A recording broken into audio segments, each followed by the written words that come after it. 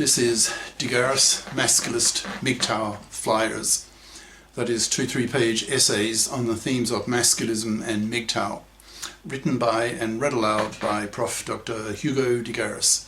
This is flyer number 478, part 2, entitled The Masculists' Strongest Arguments Against MGTOW Political Passivity. Carrying straight on.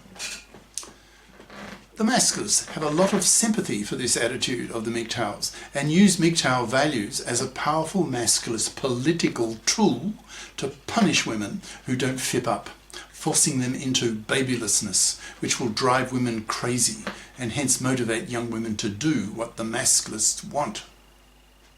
The MGTOWs feel they have the right to be sharply critical of the Masculists because they are sharply critical of the MRAs, whom MGTOWs see as failures. If the Masculists were just a minor variant of the MRM, then the MGTOWs would be quite justified in having the attitudes they do towards the MRM. But there is a huge difference between the MRM and the Masculists, which makes the Masculists feel justified that they are a third major group in the manosphere, sharing the male gender political stage with the MRM and the MGTOWs.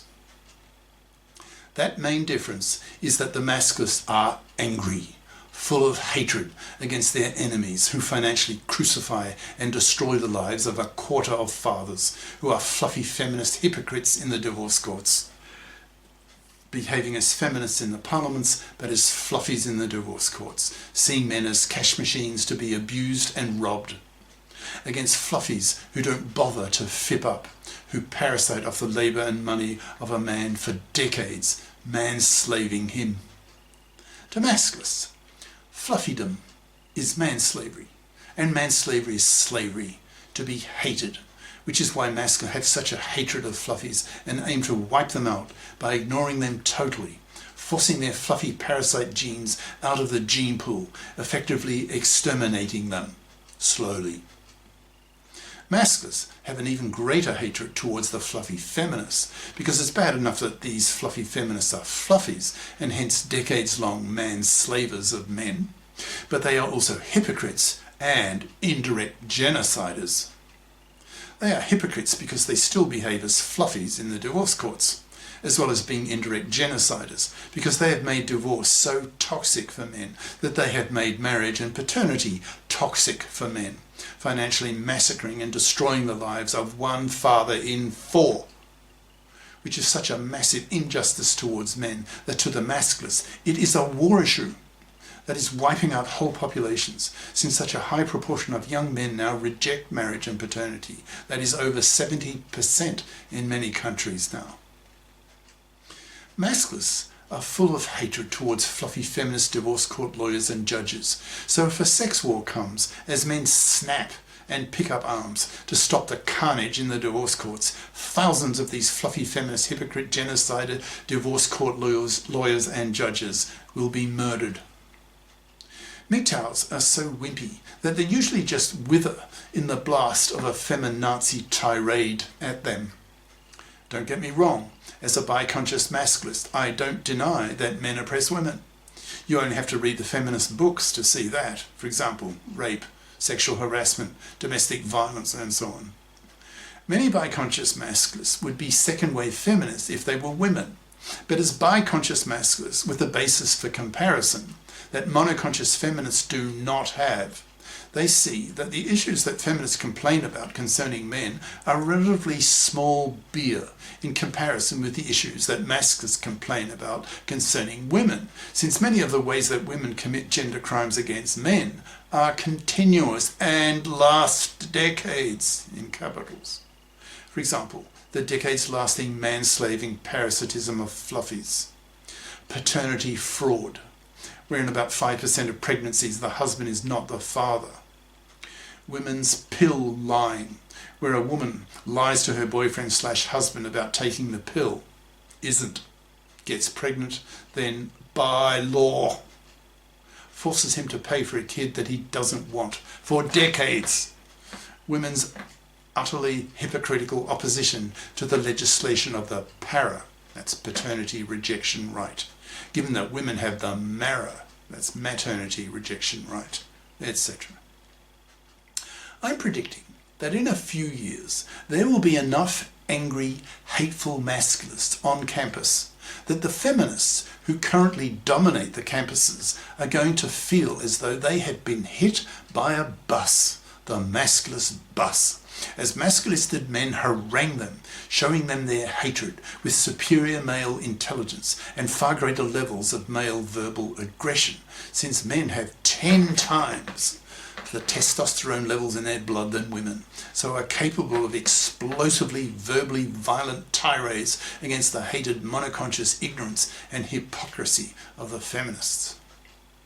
Bi-conscious masculists have no need to be nice to such women, since there is no way they want to penis such women. Speaking generally, men have to be nice to women in order for women to allow men to put their penises in them. The only real source of attraction that women have for men are women's vaginas. As any woman knows, the quickest way to get rid of an unwanted boyfriend is to stop the sex, and he will be gone within a week. That shows pretty clearly men's real interest in women. Since masculists have a hatred of fluffy feminist hypocrite genociders, they are not motivated to be nice to them, so feel no compunction in verbally attacking them, so will pull no punches, telling them of their massive gender crimes in the divorce courts, no their monoconscious ignorance and bigotry, etc. When it comes to a shouting match between the monoconscious feminazis and the bi-conscious masculists, the masculists, with their greater male intelligence and their hugely greater aggressiveness, will be easily able to crush these feminazis.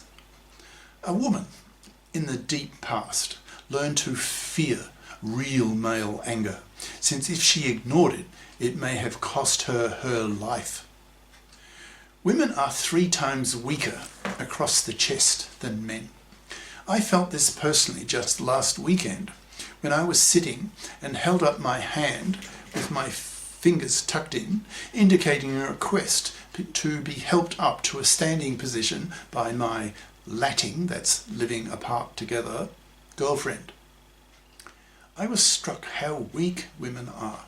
She really struggled, whereas a man would have no problem in lifting me up. Masses can use this fear that women feel when facing real male verbal aggression, that masses can hurl at monoconscious feminists, haranguing them out of the room, accusing them of the many decades-lasting gender crimes that women commit against men, forcing these monoconscious feminazi bitches to become very conscious that gender oppression is very much a two-way street, and thus in time take back the campuses for men, making them fair to men. At the present time, with nearly 2 female students per 1 male student on America's campuses, male students feel the gender political toxicity of campus life, because it is dominated by monoconscious feminist attitudes that men are pigs, men are rapists, men are toxic, men are the warmongers, men are morally inferior, etc. When, in a few years, given the rate at which MGTOW and masculist ideas are spreading across the globe, soon there will be bunches of very angry, hateful masculists on campus to take back the campuses for men, clashing verbally violently with these feminazi bitches, making these monoconscious feminazi bigots, that's MFBs, painfully conscious that unless they become bi-conscious, then they will continue to have their fucking heads bitten off by very angry, hateful, bi-conscious masculists who won't tolerate that women oppress men so powerfully and for decades of men's lives. Thus, one of the major differences between the MRAs and the MGTOWs on one side and the masculists on the other is that the masculists are hugely more aggressive, that is verbally violent and hateful against their enemies, that is the fluffy feminist hypocrite genociders, the fluffy parasites, and the feminist gender politicians who know nothing of how women oppress men. Expect in a few years a growing number of reports of verbally violent gender wars on campus as hateful masculists go on the gender war path to counter the unconscious misandry of the monoconscious feminazis. In time, the journalists will get wind of this and report on these gender wars between the masculists and the feminists, and thus spread, perhaps implicitly, masculist and MGTOW ideas to the general public, the millions and later the billions across the planet.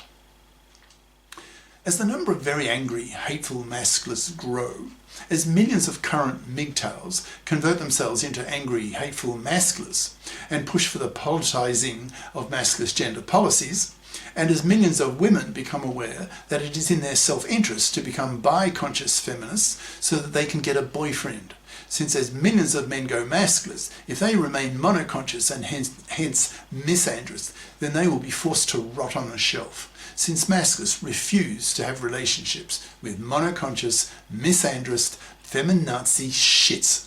So punish them to death by totally ignoring them, not even pumping and dumping them. With large numbers of female masculists and large numbers of young women who want the divorce courts to be made men fair so that more young men are prepared to be fathers again, so that these young men are more prepared to give young women their sperm, so that young women can be mothers again. Then with these three groups of people, the masculists, the female masculists, and the young women fearful of being babyless, will form the voting majority and hence can apply strong voting pressure on the gender politicians. Hence the masculists will then see the legislation of the laws that are a lot fairer to men, thus achieving the longer term political and legislative goals of the masculists. I guess my parting shot to the MGTOWs is to picture in their minds, a few years from now, a bunch of very angry, hateful, well-informed, highly articulate masculists haranguing a room full of monoconscious, misandrous feminists and putting such fear into the eyes of these feminists that they become very conscious that here is a new breed of men who not only hit back at the feminist monopoly on campus, but are out to crush this monoconscious feminazi misandry by using their superior male intelligence and their newly acquired masculist ideology that is more science-based than wishful thinking feminism that these masculists use to crushing effect on the feminists.